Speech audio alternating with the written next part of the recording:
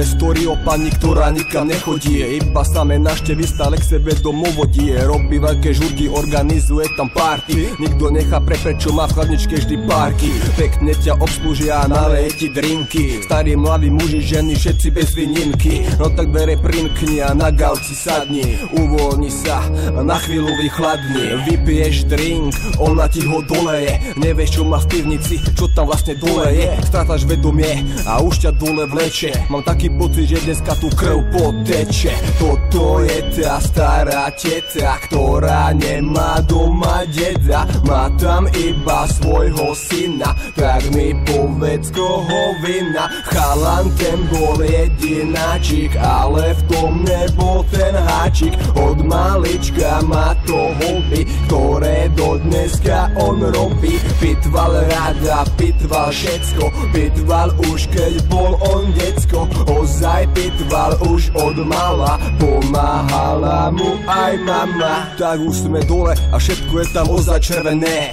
Prichádza jej syn a on sa fakt volá René. Na tvare má masku spravenú z ľudskej kože. Začína sa potiť a kričať o Pane Bože. Lenže on ti nepomôže, nabrusené sú už nože. A René veľmi dobre vie, že ťa rozpitvať tu môže. A jeho mamička mu pritom asistuje, pri tvojom tele otvorenom masturbuje. A do toho ti pícha ešte adrenalín, ale on môže všetko, predsa vedie, on je jej syn. Nervový plyn a sačok na hlavu, toto považujú oni za zábavu. Vulgárne sa vyjadrovať pritom, jak ťa pitvajú. A buď si istý, že si to naplno oni užívajú. Pitvajú takisto ako pitvali v lani. Toto je René a tá tajuplná pani.